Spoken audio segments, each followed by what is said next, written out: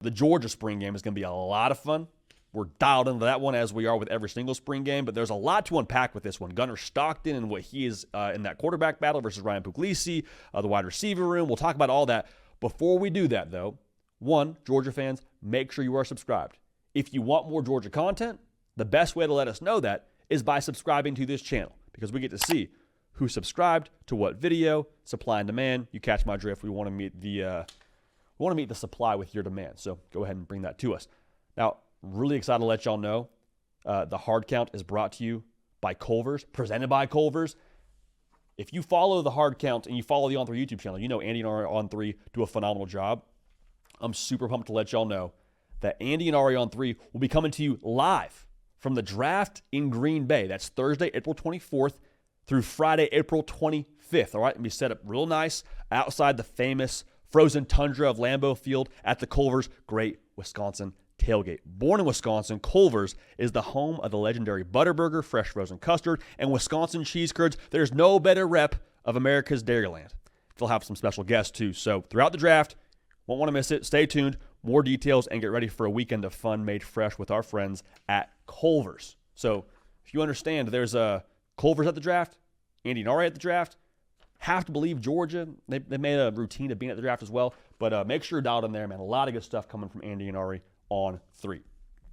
What I want to see in the spring game from Georgia, though, does the defense just look Georgia-ish?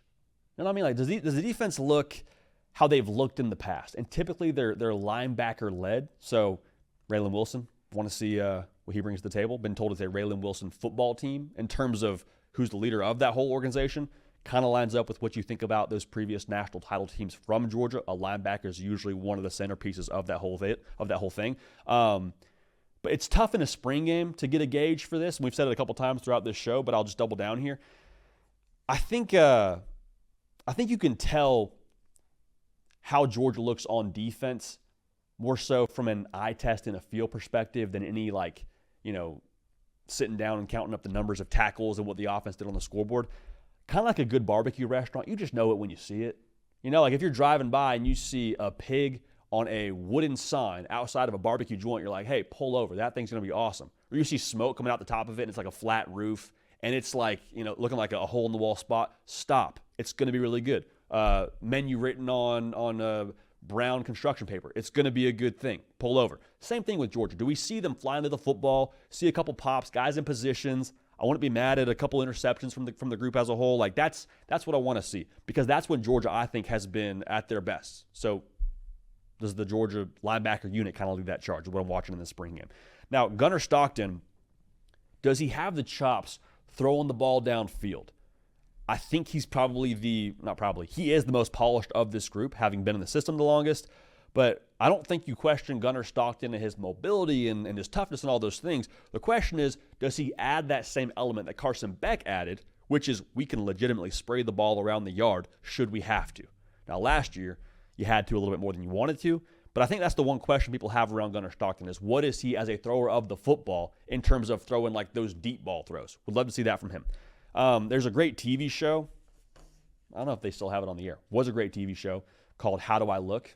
I think it was on the Style Network.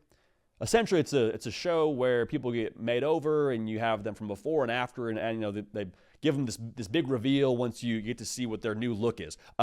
What's the new look for the Georgia receiver room? How does the Georgia receiver room look? Is what I'm questioning here.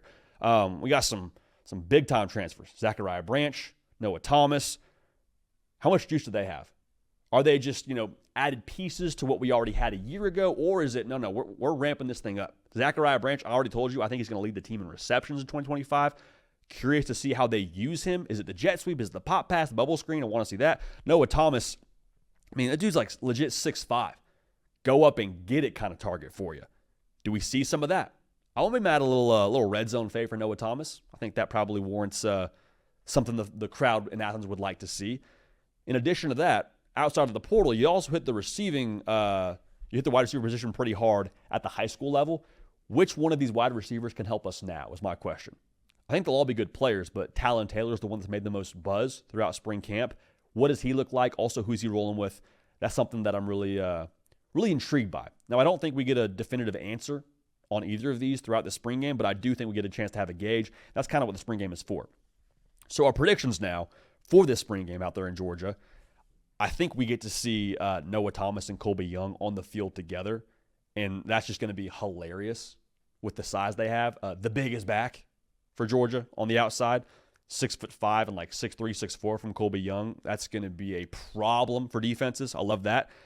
Freshman Bo Walker has been talked about all spring. I think he has a situation where there's smoke, there's fire. I think he does some things in the spring game that make you say, oh, yeah, that looks different. Oh, yeah, that's something that can help us here, to help us have the run game reemerge here in 2025.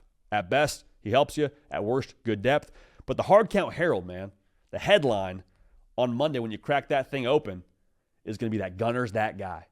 Isn't it a thing now where when players get a chance to wait their turn at Georgia, it's very rare they get a chance to start and they're not ready? Like Gunner Stockton's waited his turn. Been on campus for over 3 years now. He's going to be ready for his moment. And I don't think it's a thing where we leave and say, wow, Gunner Stockton can make all the throws. He totally flashed. He's got all this extra juice. Maybe we do. I just think it's a thing where he's in the most command.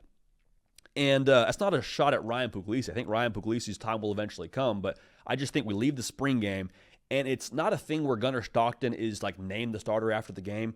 But remember that game where, the G-Day, I should say, where it's Carson Beck, it's Brock Vandergriff going back and forth all spring. Spring game happens. We're all like, oh, it's going to be Carson Beck. I think it's the same vibe from Gunner Stockton. Oh, it's going to be Gunner Stockton's job.